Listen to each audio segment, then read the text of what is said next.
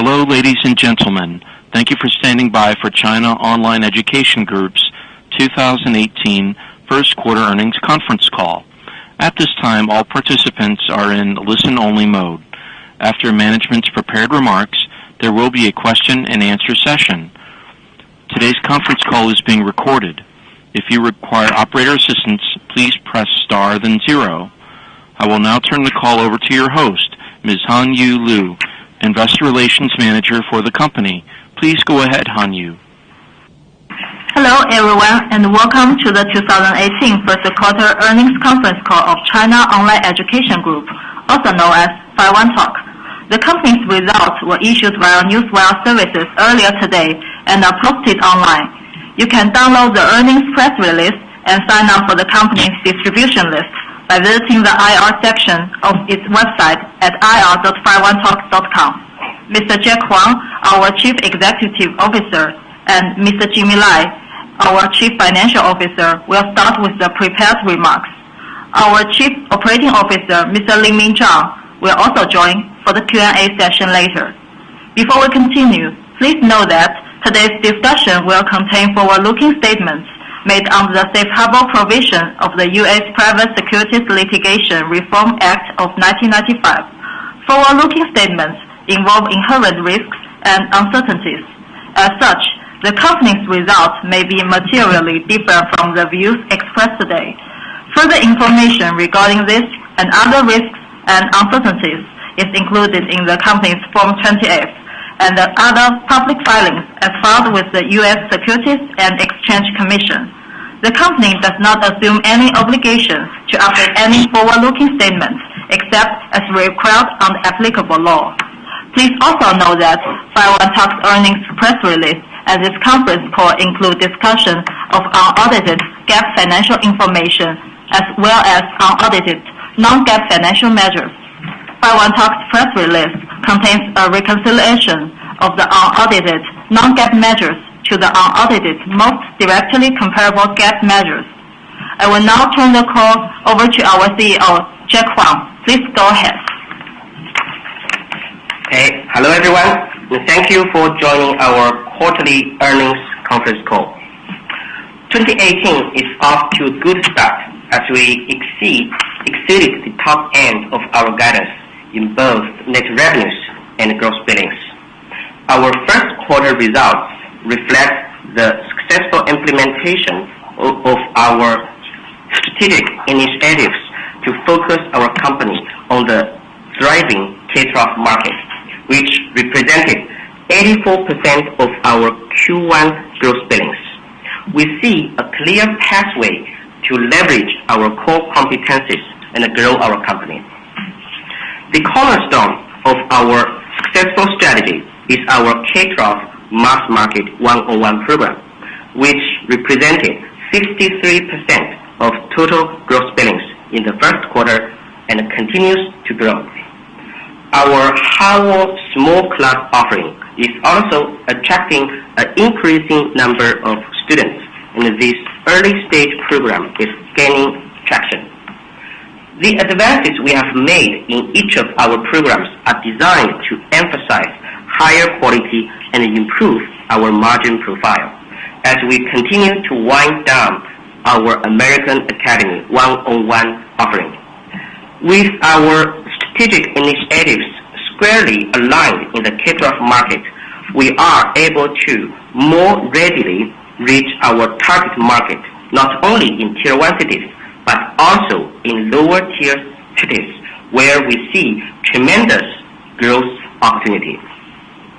Our model and strategy are resonating well within this segment of the market with steadily increasing gross billings from non-Tier 1 cities. For our K-12 Mass Market 101 program, gross billings from non-Tier 1 cities accounted for 63% in the first quarter of 2018 versus 52% a year ago. In summary, our top priority for the remainder of 2018 will be K-12 Mass Market 101 program, which will lead our penetration in non-Tier 1 cities. We will also expand Harvard Small Class program, utilizing resources from our American Academy One-on-One program. In addition, we plan to rejuvenate our adult program, which we expect to stabilize. Before turning the call over to our CFO, I would like to take this opportunity to welcome Mr. Ming Xu, who has been appointed as co-CFO to work alongside Jimmy. With that, I will now turn the call over to Jimmy, who will discuss our key operating metrics and financial results. Thank you, Jack, and hello, everyone. We see positive impact on our financials following the alignment of our strategy to dedicate our resources to K-12 mass market. Our strategy to streamline our business and de-emphasize our American Academy One-on-One program led to sequential gross margin expansion from 62.4% in the fourth quarter of 2017 to 64.6% in the first quarter of 2018, as well as sequential reduction of 47 million RMB in net loss.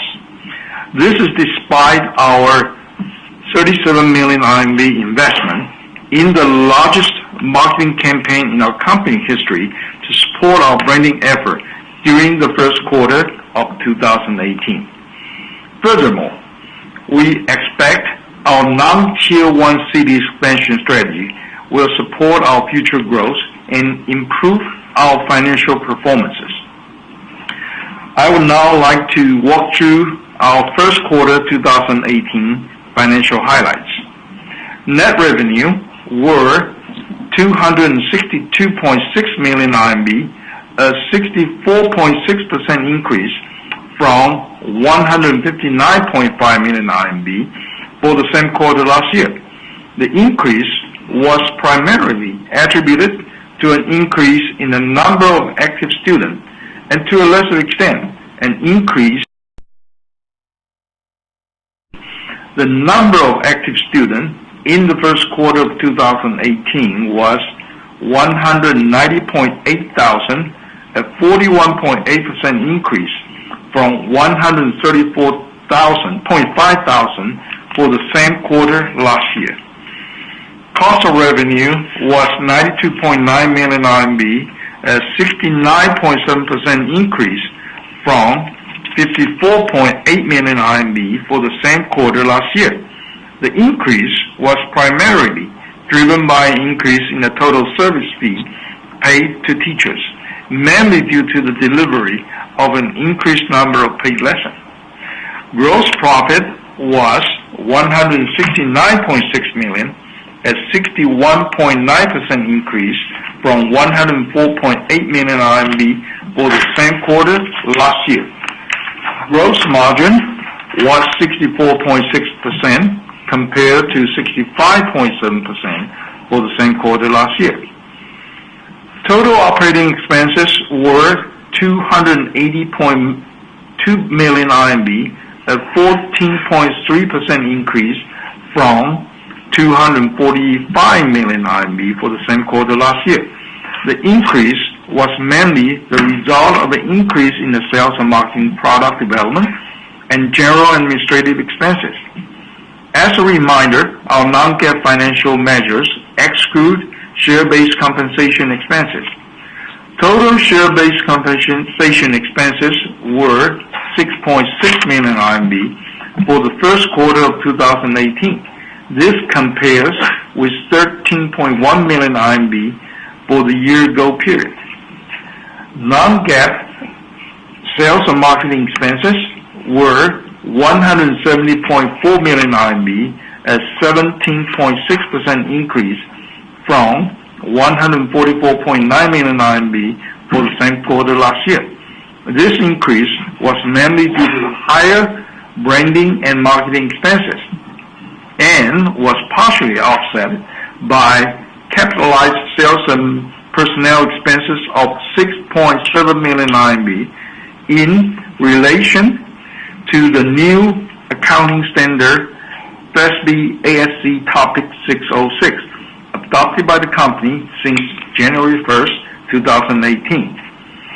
For further clarification, under the new accounting standard, among other things, certain sales commission to the sales personnel and the sales agent are considered incremental costs of obtaining contract, and therefore will be recognized as an asset, given that the company expected to recover those costs.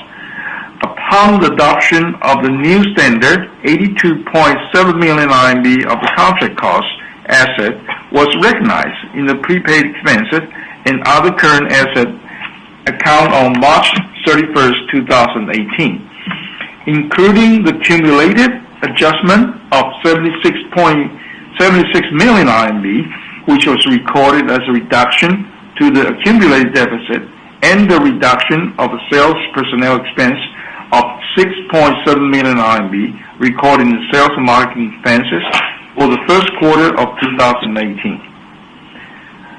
Non-GAAP product and development expenses were 50.7 million RMB, an 11.5% increase from 45.5 million RMB for the same quarter last year.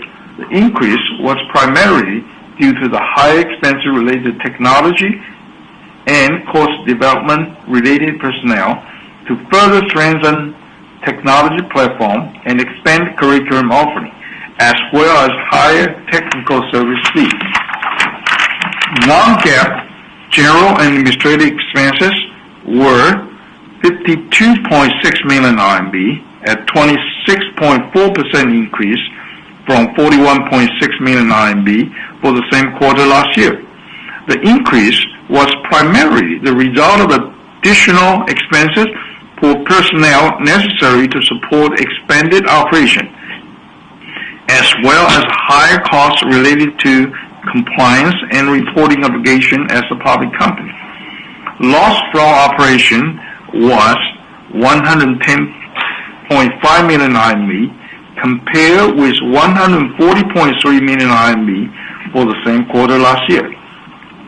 Non-GAAP loss from operation was 104 million RMB, compared with 127.2 million RMB for the same quarter last year. Because of the foregoing, net loss was 112.7 million RMB, compared with 140 million RMB for the same quarter last year. Non-GAAP net loss was 106.1 million RMB, compared with 126.9 million RMB for the same quarter last year.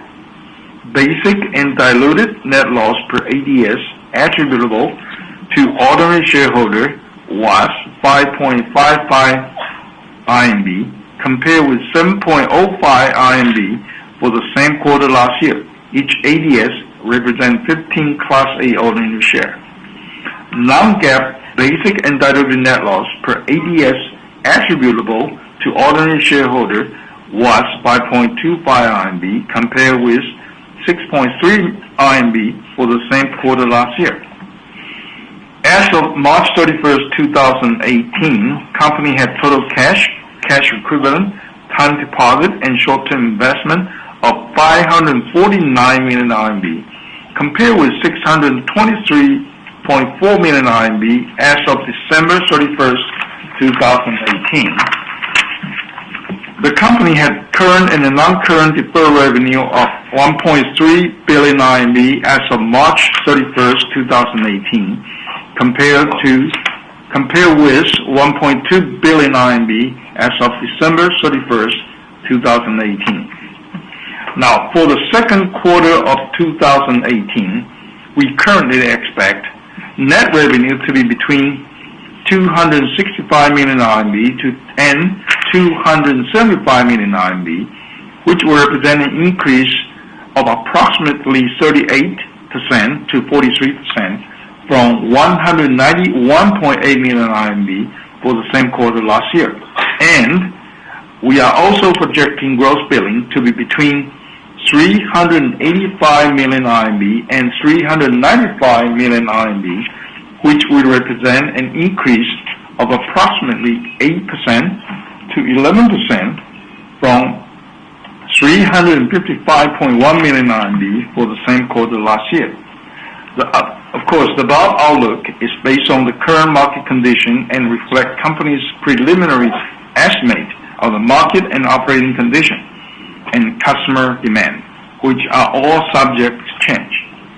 Now, this concludes our prepared remarks. We will now open the call to questions. Operator, please go ahead. We will now begin the question and answer session. To ask a question, you may press star, then 1 on your telephone keypad.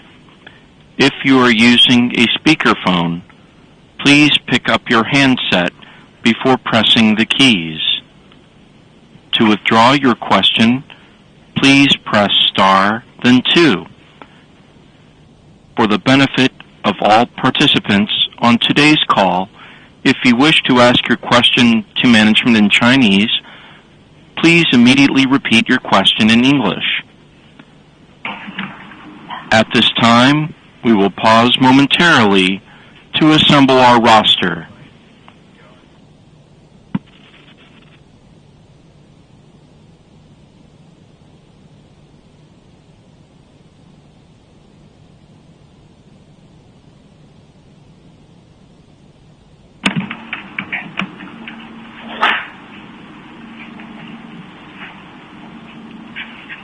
The first question comes from Wang Haiyu of CICC. Please go ahead.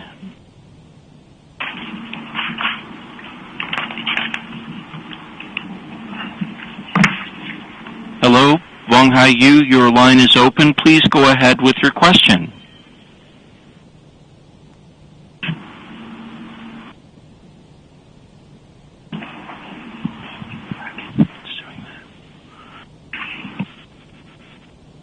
Okay, well, 喂，好，能听见吗？ thank you. 喂 Thank you. Yes, thank you for unmuting. Please go ahead. We can hear you just fine. 管理层各位各位管理层晚上好啊，恭喜，然后又超预期了。然后有2个问题啊，第一是关于我们的指引的，注意到我们第二 Q 的指引比第一 Q 还是高了不少，想问一问这个指引里面我们觉得主要的驱动动力是什么？是不是我们那个私人小班业务？那第2个问题是关于那个竞争格局的，就是最近也注意到很多新的玩家进入到这个领域，特别是头条啊，特别是这个雪尔斯啊，都在做这一块儿。对我们这边，比如说销售成本啊，或者是否有一些影响？对 ，I'll explain my questions in English. I have 2 questions. The first one is about the guidance. We noticed that our guidance for the second quarter, especially in gross billing, is a lot more higher than the first quarter. So I'm just wondering which part of our business will be the main growth driver. My second question is about the competitive landscape. We noticed that a lot of players are going into this market, including Toutiao, ByteDance, and also Xuersi.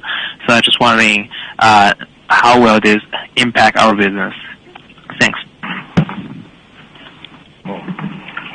好，非常感谢您的问题。我先用中文回答，请你帮我翻译好英文。OK， 我们这个季度给到的第2季度的 outlook 大概比我们的第1季度的环比大概增长8%到11%。那么我们最重要的增长引擎呢，还是来自于我们今天讲到的我们最核心的我们的 K12 的这个大众市场1对1的菲律宾老师的业务。这个业务呢，在我们第1季度这个已经占到了我们总体的现金收入的63%，这已经是历史上我们最高的一个季度了，并我们在第2季度这个占比会进一步的提升。另外呢，我们在今年第1季度我们的这个 K12 的大众市场1对1的业务，我们比去年同期的年对年增长是34.4%。那么这个数字呢，在第2季度这个增速也会进一步的加速。Okay, thank you for the question. The guidance sequentially increased between 8 to 11%, and the key driver came from our K12 mass market one-on-one product. This product in Q1 In terms of gross billing, it was 63% of total gross billing, and we expect in the second quarter this percentage will increase. In the meantime, the K-12 mass market product year-on-year growth in Q1 was 34%, and again in Q2 we believe this percentage will also further increase. 然后呢，我们的这个 K-12 这个大众市场1对1的业务增长的，它的原因来自于我们从去年这个第4季度开始，我们开始更多的下沉到这个2、3线城市去这也是我们今天刚刚讲到的一个重点我们其实看到了在2、3线城市中国的整个的在线教育正在向2、3线城市去下沉，然后我们认为我们的产品对于 K12 的这个学生在2、3线城市的 K12 学生去学英文这是一个性价比非常高的产品。The reason for the increase or expansion actually it started in Q4. The penetration down our K-12 mass market product penetration down to the second and third tier city because our product is has the best value for the price in this area, so very suitable for the second and third tier city.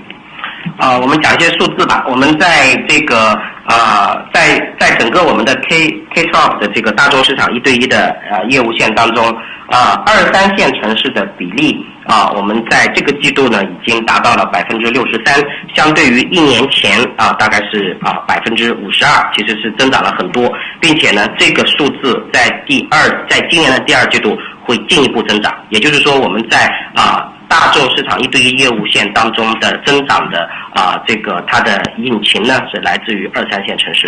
Also, in terms of the K-12 mass market product, the second and third tier city percentage as a percentage total gross billing in Q1 was 63%. This number last year same time was 52%. We expect in the Q2 it would further increase from 63% and above.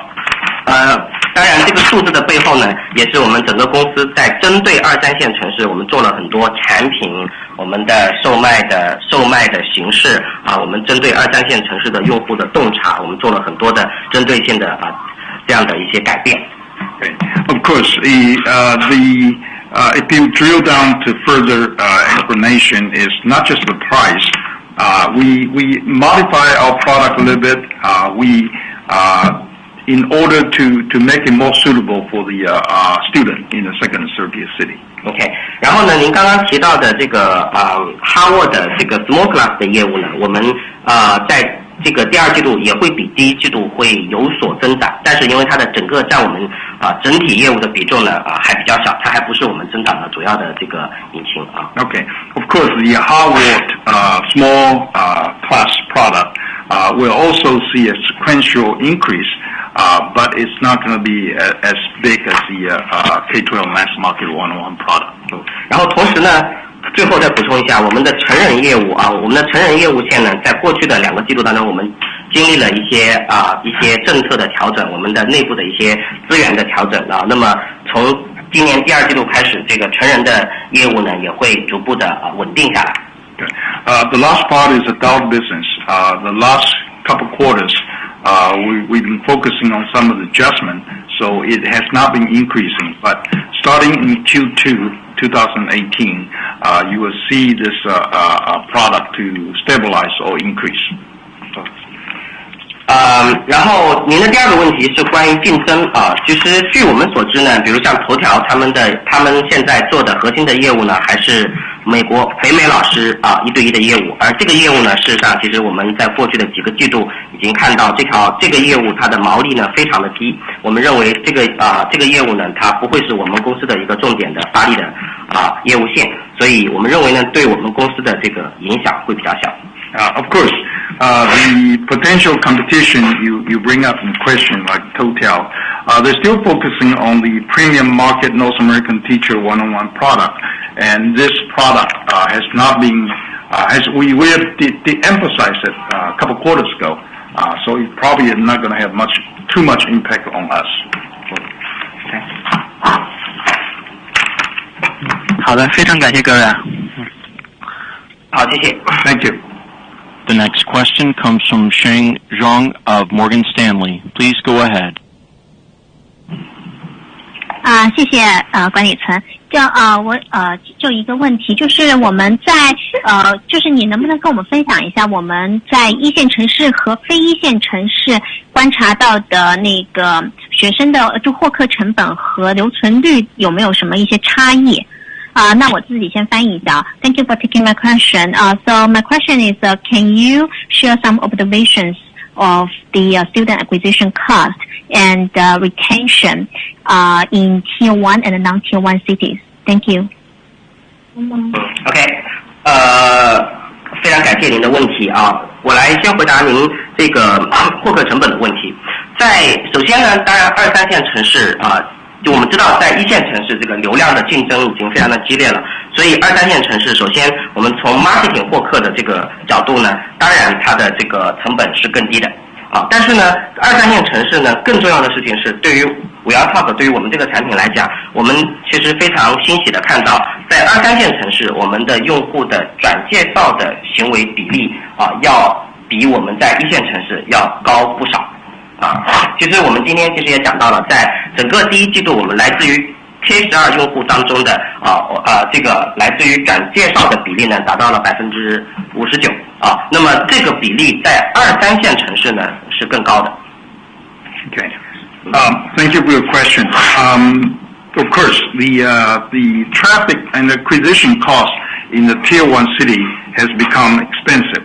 As a result, this second and third tier city, because the traffic cost is the lower, so as a result, the customer acquisition cost is lower. But that's not the main driver. The main driver is actually from the second and third tier city is the referral rate. We see a higher referral rate in the second and third tier city versus the first tier city. The Q1 referral rate was 59%. And of course, the lower tier city referral is higher than that. 我们如果更进一步的去看，为什么在2、3线城市我们的产品的转介绍的比例更高？其实原因呢，我们认为呢，首先是我们的产品。我们的产品本身具备非常高的这个性价比我们的这个菲律宾外教的1节课的这个费用是大概收费呢是40元不到1节课，而美教1对1的产品基本上要收到120到130元1节课差了3倍的这个价差所以在2、3线城市他们本身收入水平可支配收入就更低所以呢他们对于我们的产品当然本身就具有更好的这个喜爱度。第二个呢是这种2、3线城市的家长他们的这种社交尴尬是更低的，他们本身对于好的产品他们就更愿意去传播。Okay, if we take a closer look for the reason why the lower tier city referral is higher, first is ourselves. Our product is like we said, is a better product, price, value per price. So lower tier cities parents are more willing to refer our product. When you compare our product with a premium North American product, 40 RMB per lesson versus 120 to 130 RMB per lesson, it's much easier for those parents to refer our product. Number two is the social awkwardness, for lack of better translation. In the lower tier city, there are less social awkwardness when you refer our product to the peers. 然后我们在另外呢是您问的留存率其实我们看到在2、3线城市所有的这些留存率的这些数据呢跟1线城市几乎是一样的所以它不会因为是2、3线城市的用户它就这个比如说留存率就更差。As far as the retention rate, we see no difference between Tier 1 city and the low tier cities. 所以我们整体上我们公司是觉得非常的高兴，我们能够在2、3线城市呢能够在中国的整个的在线教育快速的下沉到2、3线城市的这个大的趋势当中我们公司的这个产品非常好的适应了这个趋势。Right. So we're very happy to see the online education product it's penetrating in a major way into low tier cities. Okay. The next question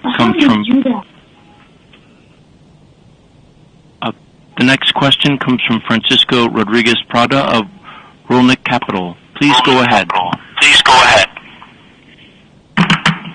Hello, everyone. This is Francisco from Spain. Hi, Francisco. Hi, Jimmy. How are you? There is echoing in your.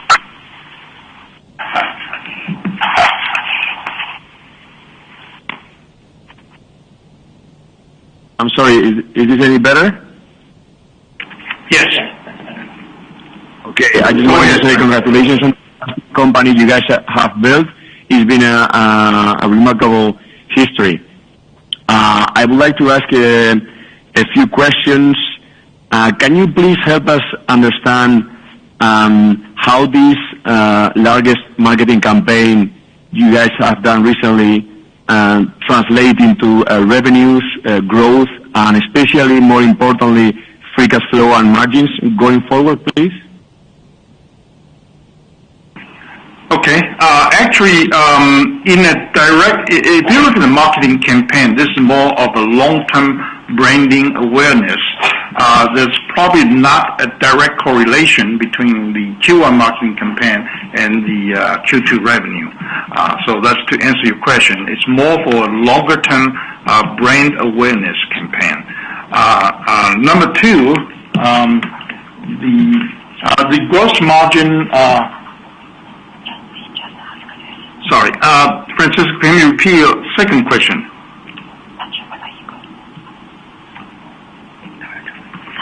Okay, sorry. 其实他问到这个就是品牌投放，就是说my second question was regarding how do you allocate your resources for your marketing spending? It is more depending on how the gross billing is going to be. Do you just allocate a percentage of it to the marketing, or do you allocate marketing resources as the opportunities arise?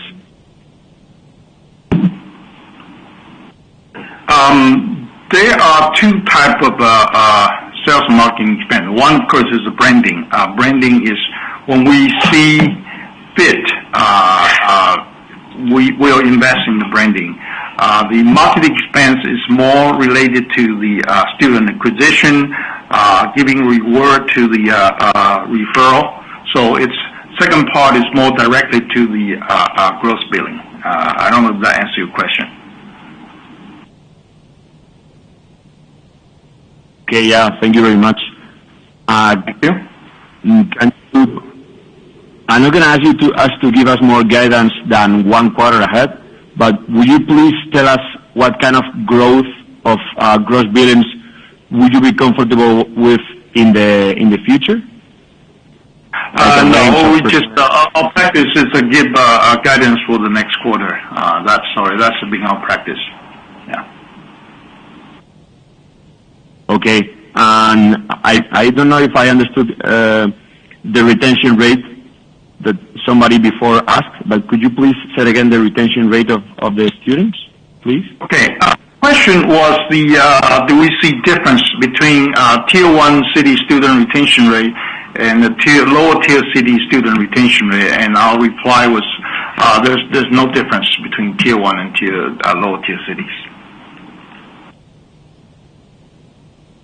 Okay, and what's more or less the range of the retention rate? Do you guys disclose that? Okay. No, but it's a complicated question because students, when they come in, they buy various package, and each package come with depending on duration, it probably have a different retention rate. Okay. Can I ask a few more questions? I probably need to say probably one more because we still have analysts in the back that want to ask questions. I can jump in the line and come back later if that's fine. Okay, yeah. All right. Thanks. Okay, and that question will come from Alexander Lenoya of TR Capital. Please go ahead. Good evening. My question is about K-12 small class offering. So basically, during the last earnings call, it was mentioned that gross billing for K-12 small class offering was about 12 million RMB in December last year. Considering that gross billing for Q1 for that particular product was 36.9 million RMB, it seems that small class offering hasn't gained much traction so far. So I'm curious to know what's your view on that. Are you satisfied with the progress made, and is this a product that you'll be pushing further in the future? Thank you. Sure. A very good question. We did mention that in the month of December, the gross billing was 12 million.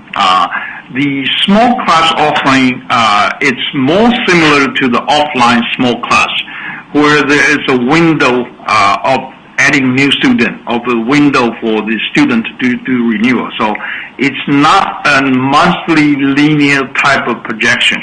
Okay.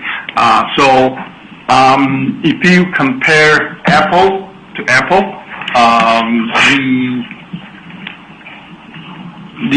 for example, the Q4 last 2017, the quarterly gross billing for small class was 20 million, and this quarter was 36 million. So that is actually quite a big advance in terms of increase. We are very optimistic about the Howell small class, but the strategy is not to expand it very aggressively. While we're expanding it, we're very cautiously about fine-tuning all the operating metrics, including the utilization rate, renewal rate, student satisfaction. That's what we, at this stage, that's what we are more focusing on, rather than the growth in terms of the gross billing number. Okay, thank you. Thank you. Again, if you have a question, please press star then 1.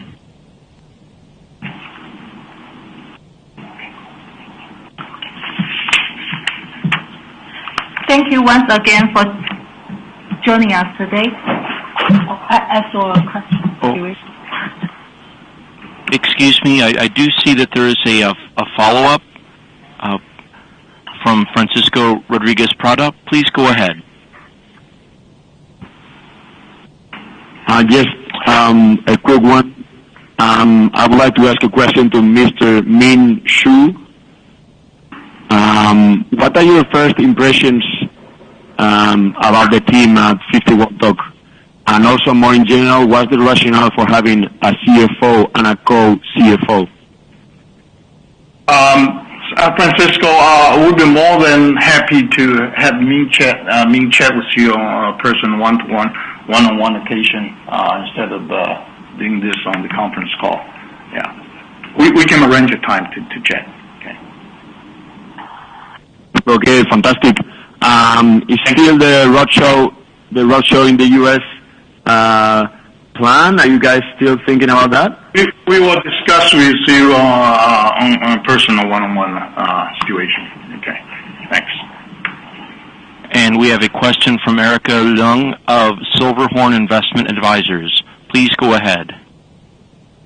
Hello, management. So my question is more on the sales and marketing expense.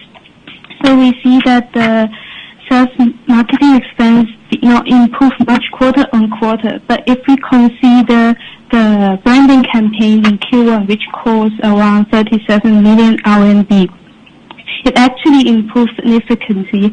So can you give us more guidance to help us to understand the trend of the COE sales efficiency, for example, on the development of conversion rate or cost per newly acquired student? And also, what do you see for sales and marketing expenses as a percentage for gross billings in the future? And also, one more question on the small class offering. I see that lots of private and public companies are entering the market.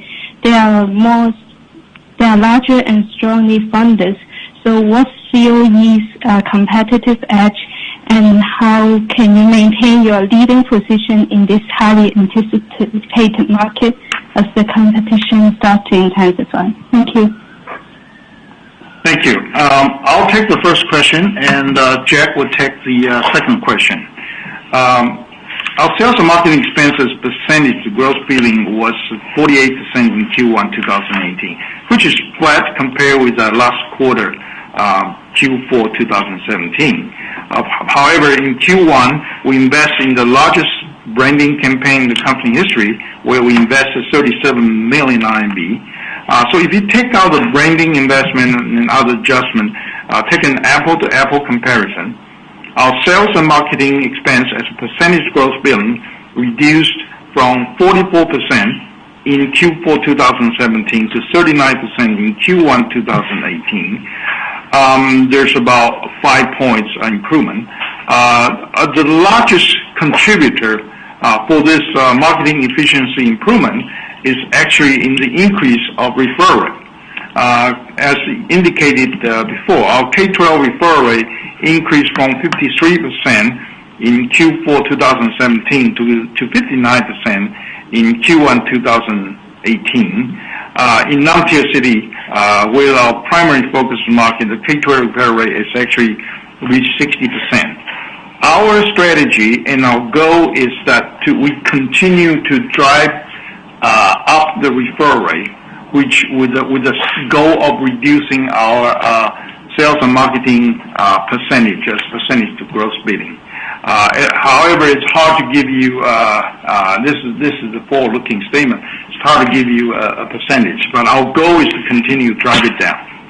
And I'll let Jack take the second question on the small class, and I'll do the translation. OK， 关于这个哈沃小班课的业务我们跟市场上有的其他的一些创业公司的我们的优势呢，在于其实我们整个的这个哈沃小班课的业务呢，都是基于我们整个 COE 的我们的整个的一道平台。比如说我们的技术完全基于我们自己的自有的技术平台，我们的 curriculum 基于我们自己原先的我们的课程研发的这个基础的我们的这个大纲然后呢这个包括我们的美教的运营体系是来自于我们原来的这个美教1对1的业务线，所以其实我们在做这件事情的时候呢，是可以 leverage 很多我们自己的已有的这些 resources When we do this small group class, compare with some of the startup company in the industry,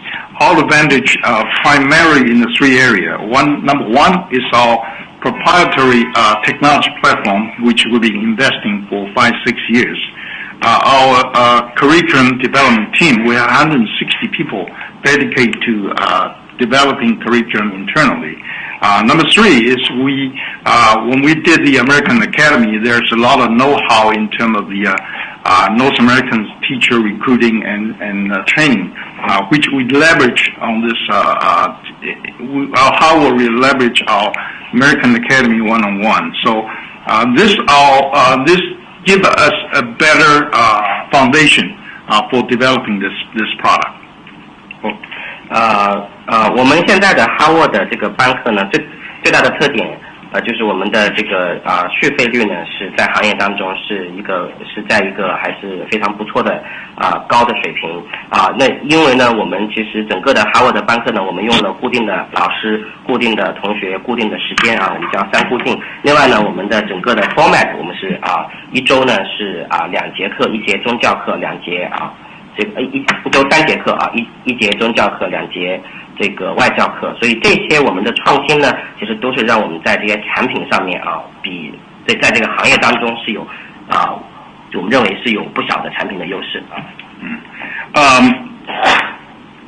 The whole class format is based on the what we call 3 fix: fixed classroom, fixed teacher, and fixed schedule. This is combined with 3 lessons per week, 2 conducted by foreign teachers and 1 conducted by Chinese teacher. So as a result, we can have a higher renewal rate compared with other players in the industry, and this gives us distinct advantage. 当然了，就是整个的这个 Harvard Bank 的业务呢，第一个它的体量呢，在我们整体的比重呢还比较小啊。第二个呢，是我们因为它还是一个非常早期的业务，我们也并不期待这个业务呢能够马上能够为公司呢带来利润啊。Of course, this is still early stage product.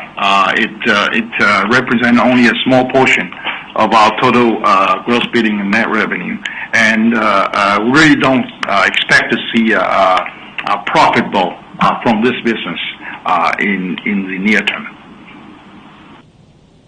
Okay. As there are no further questions now, I'd like to turn the call back over to the company for closing remarks.